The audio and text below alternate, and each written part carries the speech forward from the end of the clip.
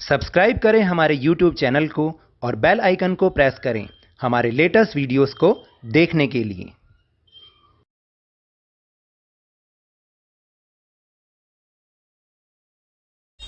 Hello and welcome to Lavneesh sir की class. This is Shiksha Nideshalaya Rashtriya Rajdhani Kshetra Delhi's worksheet number 2.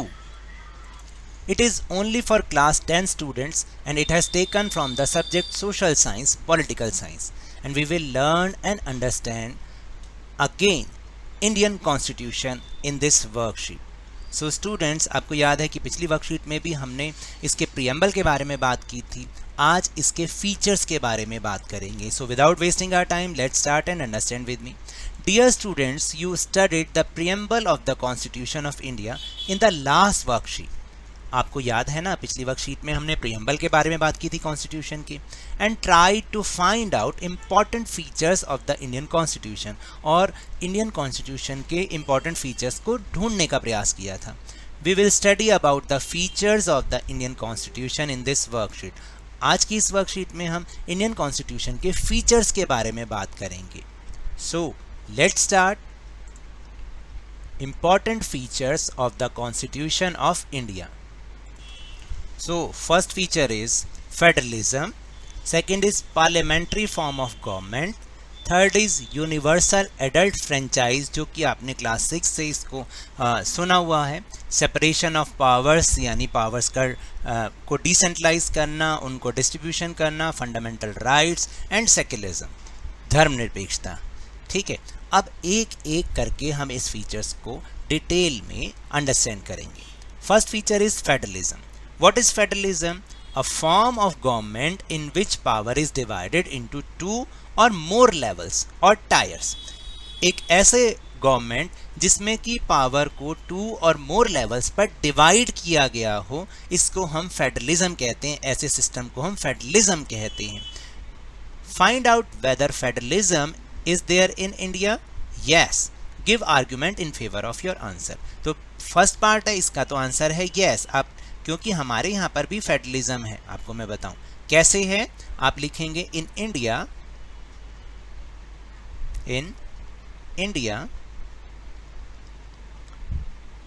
Power is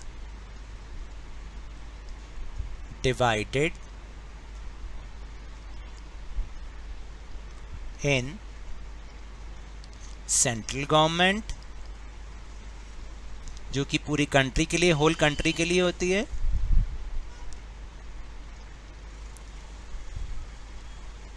state government,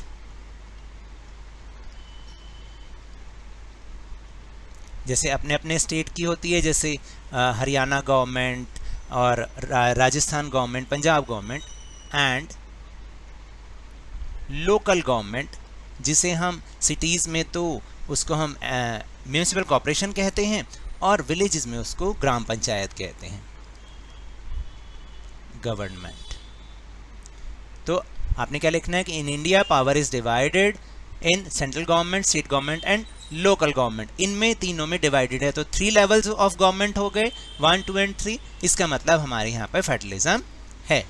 second feature is parliamentary form of government. Parliamentary form of government क्या होता है? The form of government in which the parliament is supreme. ऐसी government, form of government जिसमें parliament को सबसे ऊपर रखा जाता है। देखिए हमारे यहाँ पर जो लॉ फॉर्म करता है वो कौन करता है? पार्लियामेंट करती है, और वही देश को फिर वो रन करते हैं, कंट्री को रन करते हैं। People elect their members of parliament and these members elect their head, president और प्राइम मिनिस्टर। वहाँ पर क्या होता है कि पीपल जो होते हैं, लोग होते हैं, वो अपनी मर्जी से, जो पार्लियामेंट में बैठने वाले लोग, संसद में बैठने वाले लोग हैं, उनको अपनी मर्जी से इलेक्ट करते हैं, चुनते हैं, और फिर वो लोग अपने हेड को चुनते हैं, जैसे प्रेसिडेंट या प्राइम मिनिस्टर। इसको हम कहते हैं parliamentary form of government. Find out whether there is a parliamentary form of government in India. Yes, of course. Give argument in support of your answer. आपको बताना है क्या इंडिया में यही फॉर्म है गवर्नमेंट का? बिल्कुल है। तो इसमें आपने क्या लिखना है कि in India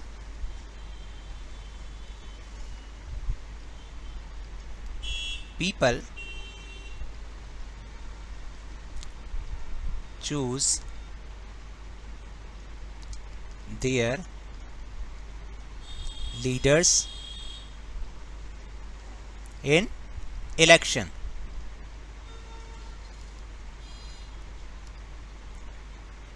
And the leaders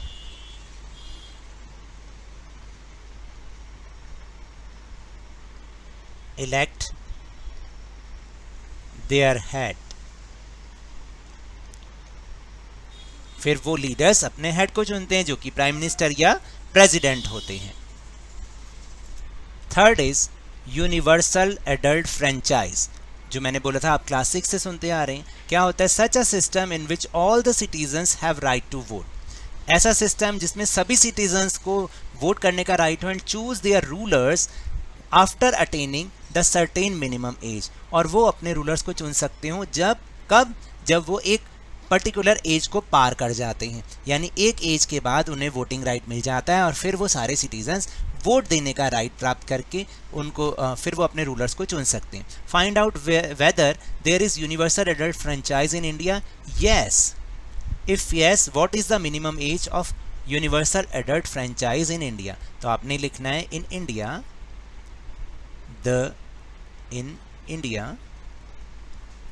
the minimum age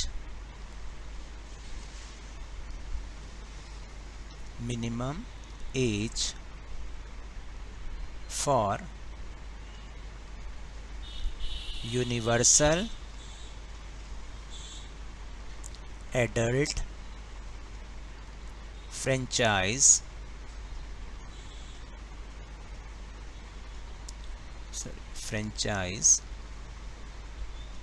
is 18 years. याद आया? हमारे यहाँ पर जो 18 ईयर्स क्रॉस कर जाते हैं उन्हें वोटिंग राइट मिल जाता है.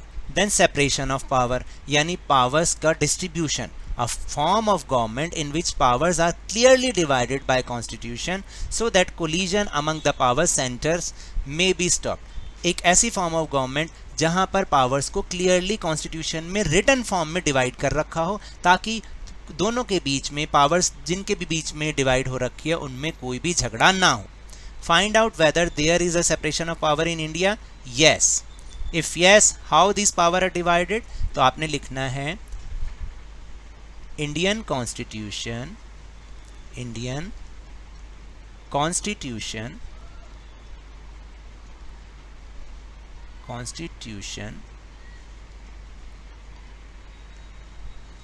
has divided the powers clearly between central government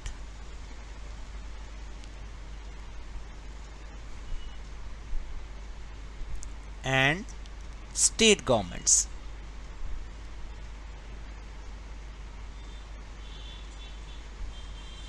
इस तरह से आपको लिखना है. Then next is fundamental rights. What are the fundamental rights? Every country provides some rights to the citizens so that they can live their life with dignity. These are known as fundamental rights. Her country अपने citizens को कुछ rights देती है ताकि वो अपनी life को dignity के साथ जी सकें. इसी को ही हम फंडामेंटल राइट कहते हैं. Find out whether constitution provides fundamental rights to its citizens. What are these fundamental rights? तो हमें यहाँ पर इसका आंसर तो लिखना है यस. अब वो कौन कौन से फंडामेंटल राइट्स मैं आपको बता रहा हूँ. So these rights are right to equality, right to freedom, right against exploitation, right to freedom of religion, cultural and educational rights, and right to constitutional remedies. These are fundamental rights. And the last is secularism. What is secularism? A form of government in which the state का मतलब country has no official religion. State does not discriminate with its citizen on the basis of religion and citizens have complete freedom to follow any region। यानी एक ऐसी form of government जहां पर उस state का या उस कंट्री का कोई रिलीजन नहीं है, कोई धर्म नहीं है, और ना ही वो कंट्री या स्टेट जो है किसी भी धर्म के बीच में भेदभाव करता है अपने सिटीजन्स से, और वहाँ पर सिटीजन्स को अपना कोई भी धर्म अपनाने की फ्रीडम होती है। Find out with whether secularism followed in India. Yes, secularism follow होता है। Give arguments in favour of your answer. तो आपने यहाँ पर लिखना है in India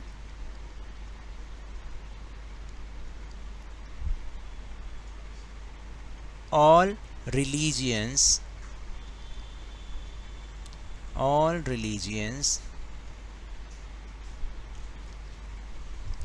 have equal status